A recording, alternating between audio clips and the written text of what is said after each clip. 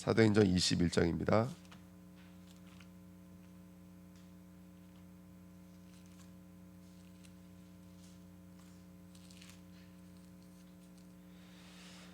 예, 17절부터 26절까지 같이 읽겠습니다. 17절부터 26절입니다.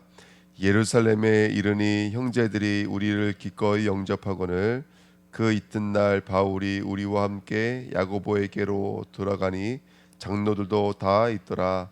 바울이 문안하고 하나님이 자기의 사역으로 말미암아 이방 가운데서 하신 일을 낱낱이 말하니 그들이 듣고 하나님께 영광을 돌리고 바울더러 이르되 형제여 그대도 보는 바에 유대인 중에 믿는 자 수만 명이 있으니 다 율법의 열성을 가진 자라. 내가 이방에 있는 모든 유대인들을 가르치되 모세를 배반하고 아들들에게 할례를 행하지 말고 또 관습을 지키지 말라 한다 함을 그들이 들었도다. 그러면 어찌할꼬 그들이 필연 그대가 온 것을 들으리니 우리가 말하는 이대로 하라. 서원한 네 사람이 우리에게 있으니 그들을 데리고 함께 결례를 행하고 그들을 위하여 비용을 내어 머리를 깎게 하라. 그러면 모든 사람이 그대에 대하여 들은 것이 사실이 아니고 그대도 율법을 지켜 행하는 줄로 알 것이라. 주를 믿는 이방인에게는 우리가 우상의 제물과 피와 몸매어 죽인 것과 음행을 피할 것을 결의하고 편지하였느니라 하니 바울이 이 사람을 데리고 이튿날 그들과 함께 결례를 행하고 성전에 들어가서 각 사람을 위하여 제사 드릴 것까지의 결례 기간이 만기된 것을 신고하니라. 아멘. 우리 36절까지 읽겠습니다. 그 이래가 거의 참에 아시아로부터 온 유대인들이 성전에서 바울을 보고 모든 무리를 충동하여 그를 붙들고 외치되 이스라엘 사람들아 도우라. 이 사람은 각처에서 우리 방송과 율법과 이곳을 비방하여 모든 사람을 가르치는 그 자인데 또 헬라인을 데리고 성전에 들어가서 이 거룩한 곳을 더럽혔다 하니 이는 그들이 전에 에베소 사람 드로비모가 바울과 함께 시내에 있음을 보고 바울이 그를 성전에 데리고 들어간 줄로 생각함이러라. 온 성이 소동하여 백성에 달려와 모여 바울을 잡아 성전 밖으로 끌고 나가니 문이 곧 닫히더라.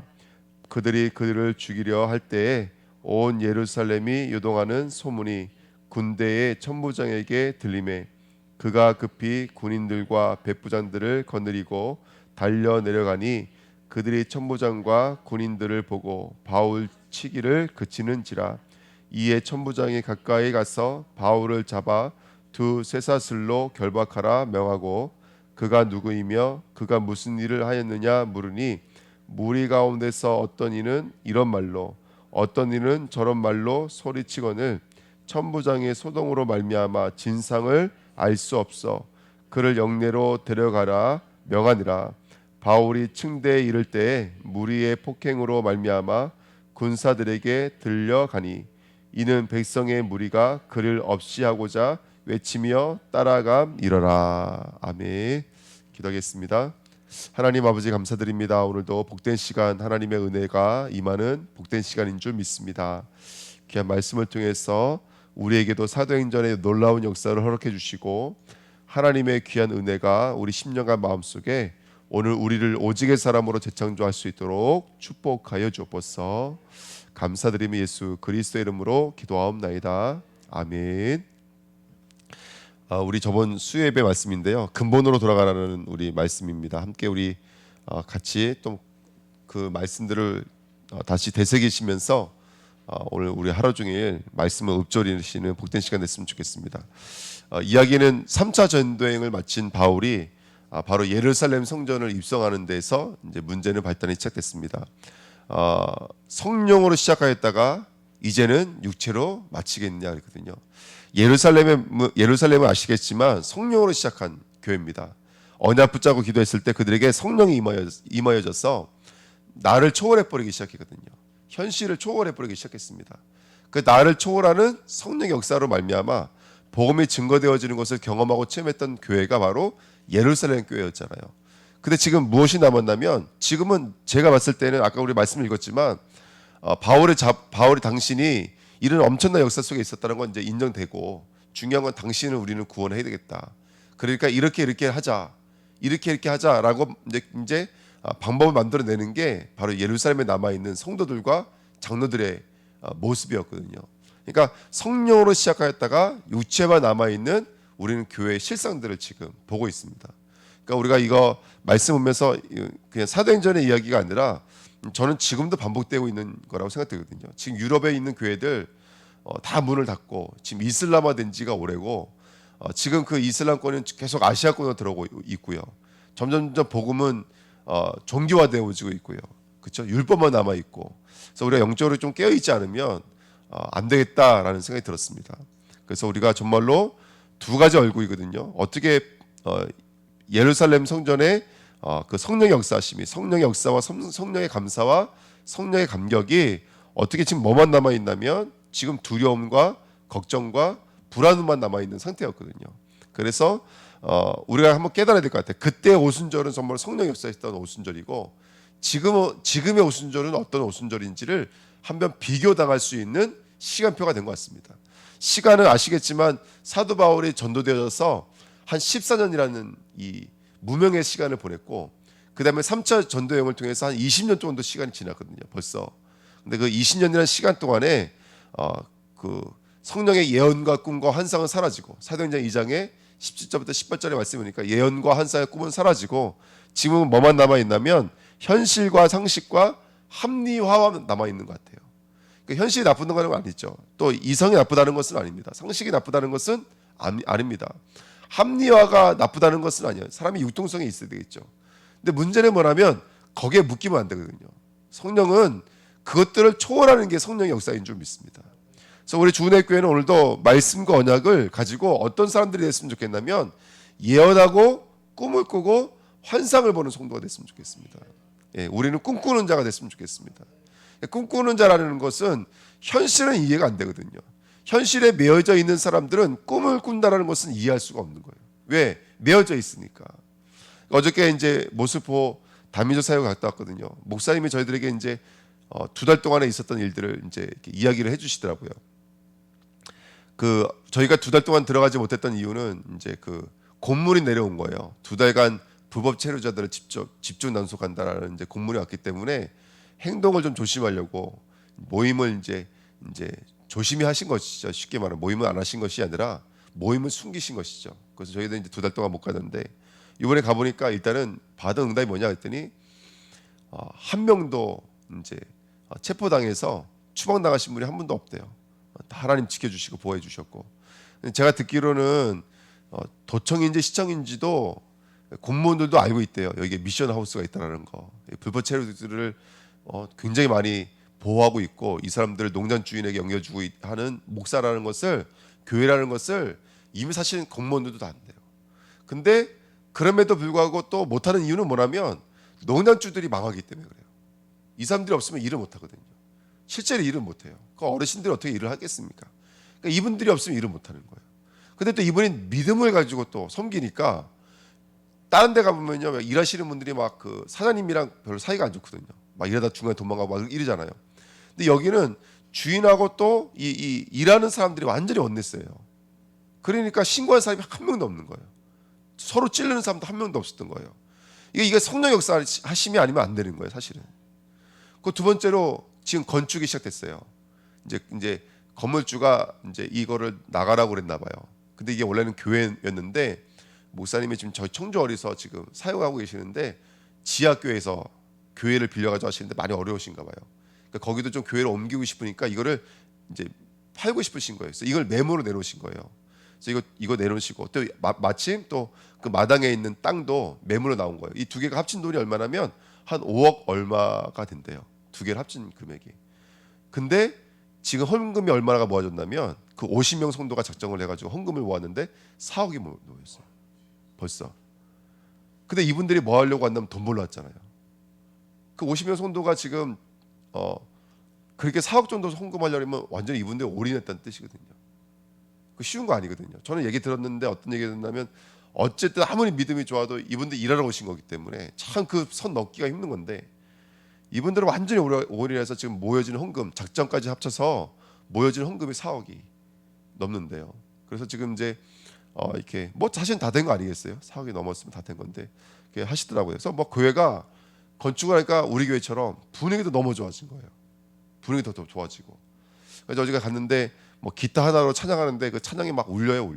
가슴을 울리고 정말 예배드릴 때 이들이 사모하는 모습이 보여지고, 구원의 길, 우리 늘 그리는 구원의 길인데 정말 은혜 받는 모습, 그것을 심령을 쪼개는 모습들이 보여져서 얼마나 감사한지 모릅니다. 그러니까 교회는 실제로 성령이 역사하시는 교회가 돼야 될 줄 믿습니다.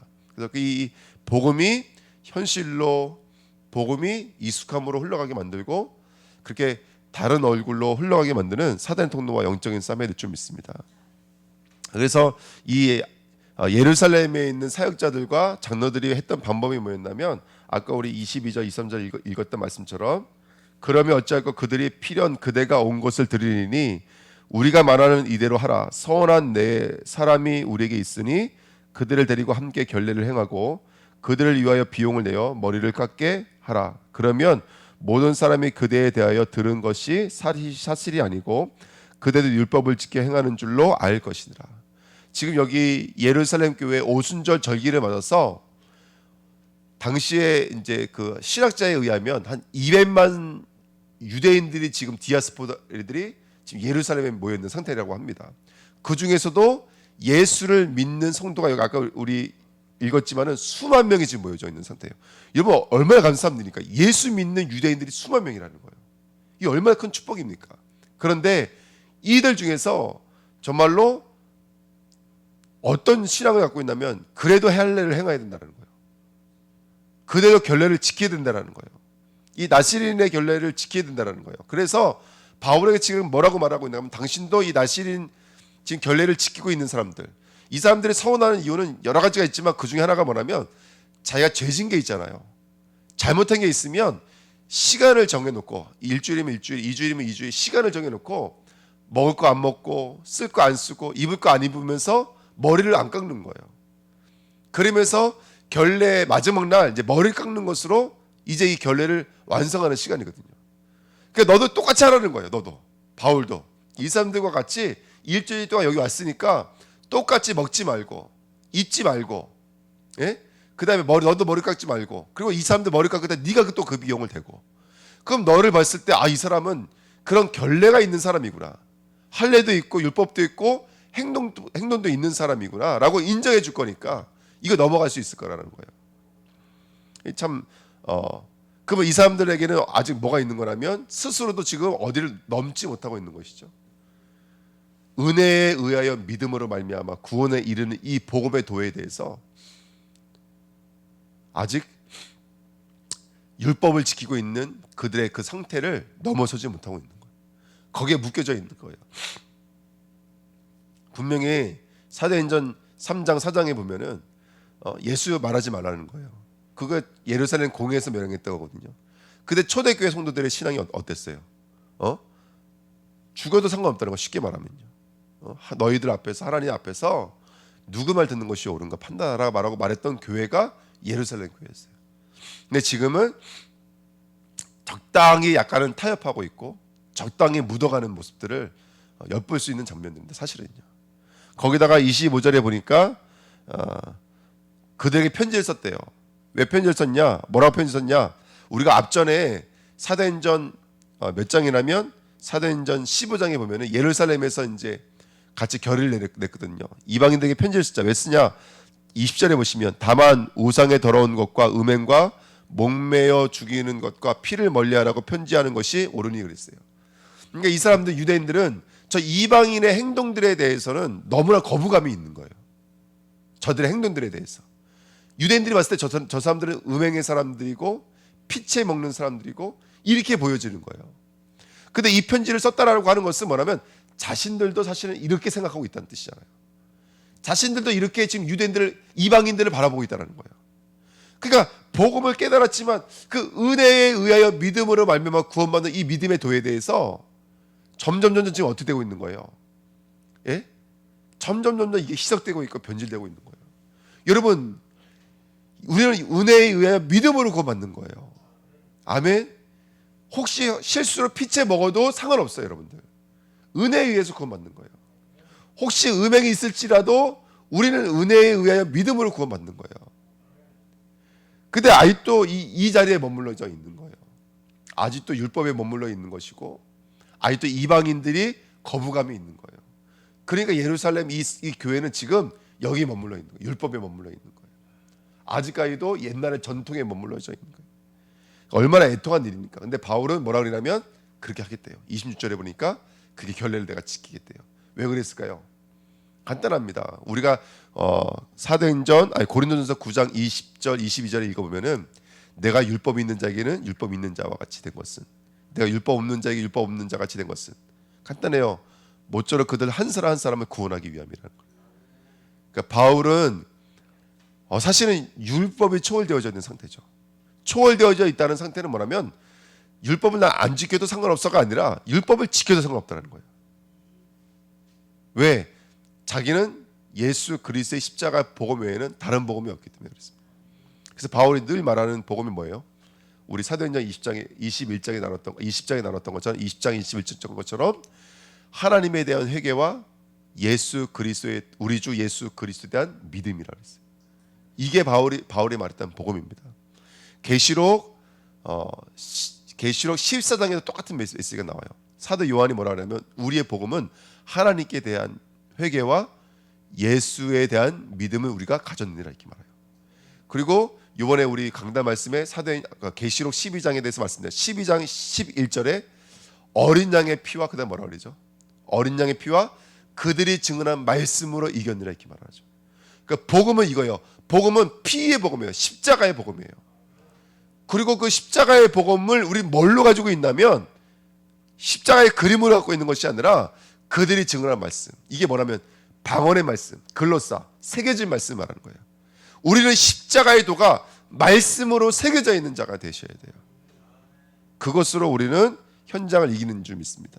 저는 바울이 그 믿음으로 하나님께 대한 회개와 우리 주 예수 그리스도에 대한 믿음, 이 믿음으로 갔다가 봐요. 그래서 피복음으로 이들을 섬기는 거라고 봐요. 그래서 피복음으로 섬겼기 때문에 율법이 있는 자에게는 율법의 옷을 뒤집어 쓰고 들어갔어. 자기에게 순간과 찰나 속에 복음을 증거할 기회가 있다면 복음을 증거하는 삶을 살았던 거예요. 오늘 우리는 말로만 초월되어지면 안 됩니다. 진짜 초월하시자고요. 초월하시자고요. 그래서 정말로 그리스도의 복음을 증거할 수 있는 사람이 될 줄 믿습니다. 우리가 영적인 눈을 가지면 아마 보여주실 거예요. 아, 이거는 괜찮아.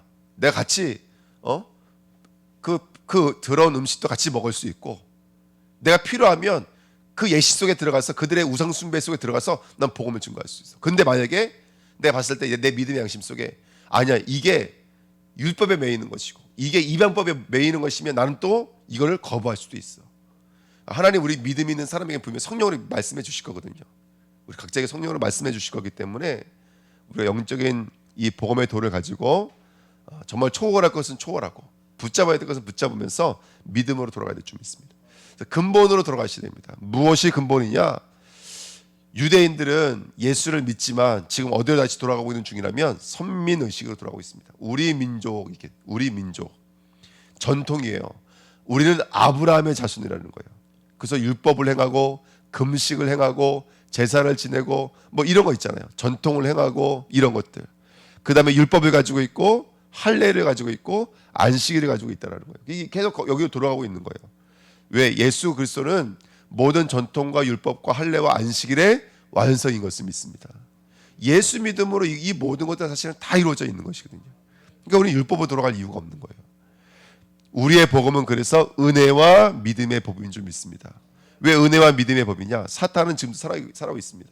이 원세 복음을 잊어버리게 만드는 게 사탄의 역사인 줄 믿습니다. 그래서 사탄과 영적인 싸움 해야 되고요. 지금 이번 주에 우리 사탄은 완전하고 아름답고 영화로웠으나 그것을 불의로 교만으로 그 다음에 지혜를 더럽힘으로 역사하고 있다는 것을 우리가 말씀 나눴습니다. 이사야 14장도 그가 빛났다라고 말하고 있지만 그 빛남을 어떻게 했냐면 바로 하나님을 경외하는 자리, 경외해야 될 자가 하나님 자리에 올라감으로 말미암아 그렇게 했다는 사실을 보았습니다. 그래서 사단의 정체를 우리가 폭로하는 한 주간인 줄 믿습니다. 죄의 역사는 무엇이냐면 예수를 믿지 않는 거예요. 요한복음 16장 9절처럼 그들이 나를 믿지 않는 게 죄라는 거예요.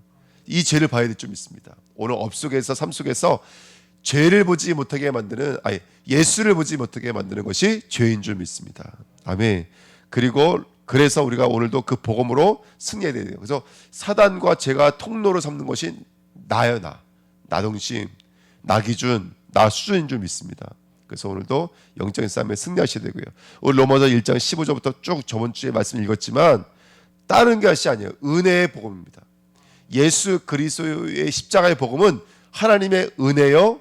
그것을 믿음으로 말미암아 구원받는 거예요. 이 두 가지 근본만 돌아가셔도 승리하는 줄 믿습니다. 제가 로마서 1장 1절부터 5절 말씀 읽어드리면 예수 그리스도의 종 바울은 사도로 부르심을 받아 하나님의 복음을 위하여 택정함을 입었으니 이 복음은 하나님의 선지자들을 통하여 그 아들에 관하여 성경에 미리 약속하신 것이라. 그 아들에 관하여 말하며 육신으로는 다윗의 혈통으로 나셨고 성경의 영어로는 죽은 자들 가운데서 부활하사 능력으로 하나님의 아들로 선포되었으니 곧 우리 주 예수 그리스도라. 그 다음에 5절에 뭐라고 말하면 그로 말미암아 우리가 그냥 사도의 직분을 받아가 아니라 은혜와 사도의 직분을 받아 이렇게 말하고 있어요. 그러니까 나의 나된 것은 누구의 은혜라는 거예요. 지금 나의 나된 것은 하나님의 은혜라는 거예요. 복음은 하나님의 은혜인 거예요. 그 왜 우리가 기도해야 되고 왜 우리가 예배를 드리고 왜 우리가 순간순간 엎드려야 되냐면 이게 은혜의 역사이기 때문에 그런 거예요. 오늘 우리가 엎드릴 때 하나님께서 우리에게 은혜를 허락해 주실 줄 믿습니다. 그의 이름을 위하여 모든 이방 중에서 믿어 순종에 이르게 하시고, 그러니까 이 도에 복종하는 방식은 뭐냐면 믿음인 거예요. 믿음으로 거기에 순종하는 거예요. 믿음으로 따라가는 것이고 믿음으로 승리하는 거예요. 사단과 싸우는 방식도 은혜와 믿음의 법이고요. 우리가 현장에 승리하는 방식도 은혜와 믿음의 법인 줄 믿습니다. 왜? 로마서 3장에 있는 말씀처럼 아는 자도 없고 함께하는 자도 없고 의인은 없고 찾는 자도 없고 선을 행하는 자도 없기 때문에요. 아무도 없어요. 이걸 행할 수 있는 실력과 능력 가진 자가 아무도 없는 거예요. 그래서 은혜와 믿음의 법인 줄 믿습니다. 아브라함이 할례를 받아서 구원받은 게 아닙니다. 이미 할례 받기 이전에 하나님이 아브라함을 의로 여기셨다라고 분명히 로마서 4장에서는 말하고 있습니다. 로마서 5장에는 크게 저와 여러분들, 예수 믿는 저와 여러분들이 한 사람이 은혜와 의의 선물이 넘치게 받은 자들은 한 분 예수 그리스도를 통하여 생명 안에서 왕노릇 하셨느니라 이렇게 성경은 말하고 하리라 이렇게 말하고 있거든요. 저와 여러분들이 한 사람 아담으로 말미암아요. 아담으로 말미암아.